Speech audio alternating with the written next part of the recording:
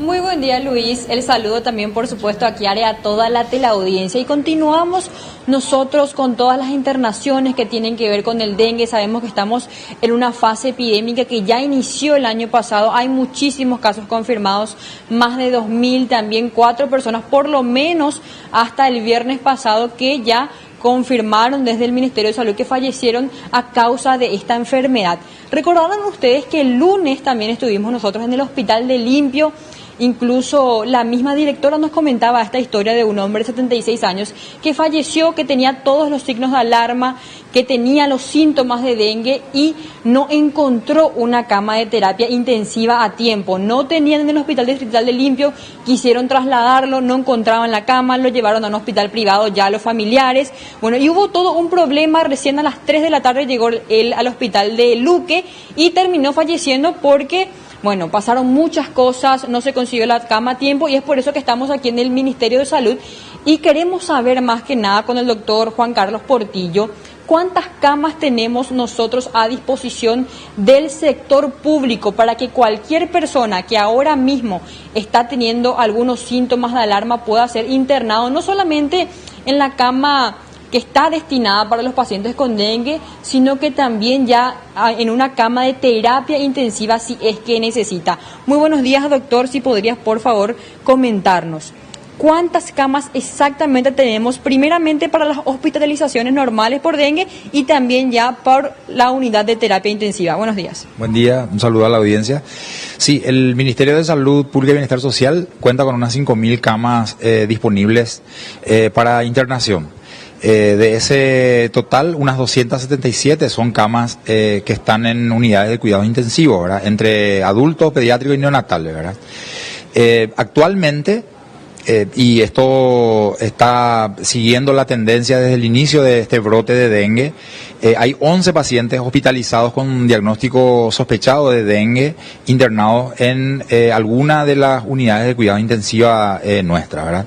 En el contexto de qué hace el Ministerio de Salud cuando aparece un paciente grave y eventualmente el sistema público está saturado. Hay un convenio por el cual el Ministerio contrata del sector privado un pool de camas mediante una licitación pública nacional, de manera a tener como una suerte de reserva para redirigir pacientes que requieran en determinado momento el ingreso a cuidados intensivos y no haya disponibilidad en el sistema público. Entonces, estos pacientes, a su llegada a un servicio, cualquiera sea dentro de la red de servicios, digamos, genera la activación de un mecanismo de referencia y contrarreferencia, se llama, que es coordinado por el SEME, mediante el cual se verifica o se confirma la disponibilidad o no de camas dentro de la red de servicios públicos y en caso de que no exista, se activa el mecanismo de ingreso a una de las camas que el Ministerio tiene contratado, ¿verdad? Al día de hoy, a esta hora, tenemos unas 7 camas de ese pool adicional, digamos, que están disponibles, 4 para adultos, 3 para pediatría. Hablabas de que hay 7 disponibles, pero ¿cuántas son las camas que contrata en total el Ministerio por parte ya de estos servicios privados de salud? Son unas 30 camas, ¿verdad? Unas 30 las que están dentro de ese esquema, digamos, de reserva adicional. Creo que es importante destacar que, digamos, siguiendo un poco las recomendaciones o tomando en cuenta los estándares internacionales en cuanto a internación se refiere, Paraguay como país requeriría de unas 700 camas en cuidados intensivos en total, ¿verdad?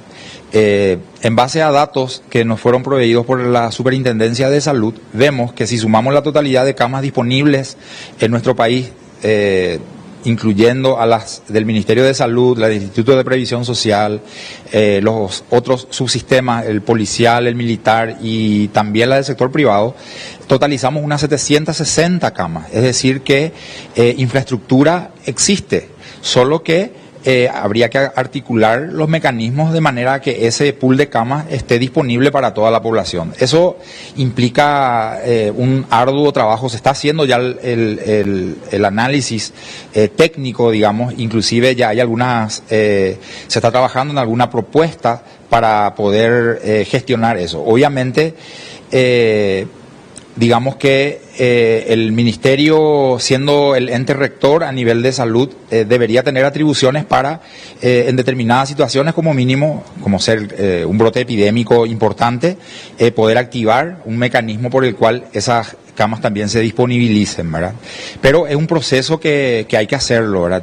Sobre todo a la luz de algo que resulta muy evidente para nosotros, que tiene que ver con las limitaciones que existen a la hora de tomar eventualmente la decisión de instalar más camas de cuidados intensivos, de manera a aumentar la capacidad del sector público.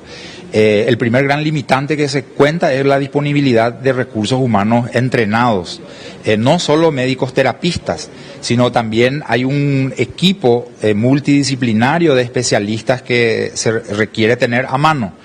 Y si bien ya se lleva varios años trabajando en la descentralización de la disponibilidad de recursos humanos, todavía hay una gran concentración de la mano de obra especializada en Asunción y Central, ¿verdad? Entonces, si bien inclusive ya en este gobierno fueron habilitadas algunas unidades de cuidado intensivo en el interior, específicamente podemos mencionar el caso de Misiones, ¿verdad?, que tiene una unidad en San Ignacio y otra en San Juan. Llegar a eso, concretar eso, demanda un esfuerzo importante de manera a proveer todos los recursos, sobre todo los humanos necesarios para el funcionamiento full 24 horas los 7 días de la semana. Por lo demás, desde el punto de vista de la inversión requerida en infraestructura también hay un esfuerzo importante a hacer, equipamiento, refuerzo en lo que se refiere a capacidad de diagnóstico, ¿verdad? Tomografía, medios auxiliares de alta complejidad, el laboratorio mismo, ¿verdad? Entonces, no se trata solamente de construir o edificar un edificio que va a contener unas cuantas camas, sino que hay toda una estructura logística y de atención sanitaria que debe contemplarse, sobre todo se debe asegurar su funcionamiento sostenido, ¿verdad? Y es ahí donde hay algunas dificultades. Es por eso que gran parte del año pasado y también en lo que se viene en este año 2020, estamos nosotros apostando a fortalecer lo que ya está instalado y sobre todo a volverlo más eficiente. Por ejemplo, tenemos algunas unidades de cuidado intensivo que están funcionando con 6 camas. Por referencia técnica, tenemos que un médico puede atender hasta 8 enfermos internados en cuidados intensivos, ¿verdad? Entonces, en esos lugares donde tenemos 6 camas, perfectamente podríamos considerar la ampliación a 8, aumentando 2 más, manteniendo la misma inversión en recursos humanos, ¿verdad? Entonces, eso nos vuelve un poco más eficiente. Eso ya lo hicimos a lo largo del 2019 y es algo que está proyectado a hacer en lo que va de este año, y también está prevista la inauguración, la habilitación mejor de camas nuevas, por ejemplo, en Pedro Juan Caballero, donde estimamos que para marzo probablemente entrarían a funcionar unas 8 camas de cuidado intensivo en el hospital regional. Bueno, si bien mencionaste estos 2 casos de Misiones y Pedro Juan Caballero, queremos saber también en qué otros lugares del interior del país, más que nada, porque generalmente cuando uno se enferma o cuando tiene un familiar que se enferma, está grave y necesita terapia intensiva de manera urgente, necesariamente tiene que venir hasta la capital o hasta el departamento central, por lo menos si ya hay, internarse en un hospital público, en IPS, uno privado, el hospital de policía, de militar, casi todo está acá. Entonces, en porcentaje, ¿cuánto representan las camas del interior del país, contabilizando ya las que estarían entrando en Pedro Juan Caballero y las de Misiones también? Hoy en día, digamos que podemos decir que ya hay una...